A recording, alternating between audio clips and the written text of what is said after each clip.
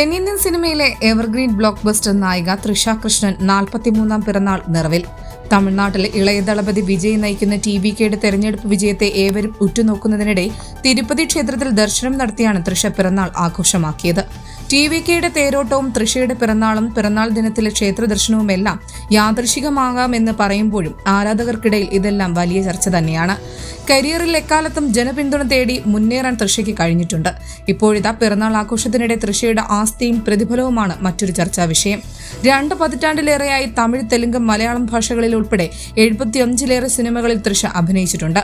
Super താരം സൂര്യയും തൃഷയും ഒന്നിക്കുന്ന കറുപ്പ് എന്ന ചിത്രം വൈകാതെ തിയേറ്ററുകളിലെത്തും. എത്രയാണ് തൃഷയുടെ ആസ്തി, വാങ്ങുന്ന പ്രതിഫലം എത്ര എന്നൊക്കെ നമുക്ക് ഈ വീഡിയോയിൽ നോക്കാം. പുതിയ കണക്കുകൾ പ്രകാരം 85 കോടി രൂപയാണ് നിലവിൽ തൃഷയുടെ ആസ്തി. സിനിമകൾക്ക് പുറമെ വിവിധ കമ്പനികളുടെ ബ്രാൻഡ് അംബാസിഡർ എന്ന നിലയിലും തൃഷ വരുമാനം നേടുന്നുണ്ട്. വിജയ് മുതല ലിയോ എന്ന ചിത്രത്തിലെ അഭിനയത്തിന് 5 കോടി രൂപയായിരുന്നു തൃഷയുടെ പ്രതിഫലം. പുതിയ ചിത്രത്തിൽ 10 മുതൽ 12 കോടി രൂപ തൃഷ ആവശ്യപ്പെട്ടുവെന്നാണ് റിപ്പോർട്ടുകൾ. ഇന്ത്യയിൽ ഇപ്പോൾ ഏറ്റവും അധികം പ്രതിഫലം വാങ്ങുന്ന നടി തൃഷയാണ്. നയൻതാര, രശ്മിക മന്ദാന, സമന്ത പ്രഭു, സായി പല്ലവി തുടങ്ങിയവരുടെ പ്രതിഫലം പരമാവധി 10 കോടി വരെയാണ്. ബ്രാൻഡുകളുടെ പരസ്യത്തിൽ പ്രത്യക്ഷപ്പെടുന്നതിലൂടെ പ്രതിവർഷം 9 മുതൽ 10 കോടി രൂപ വരെ തൃഷ നേടുന്നുണ്ട്.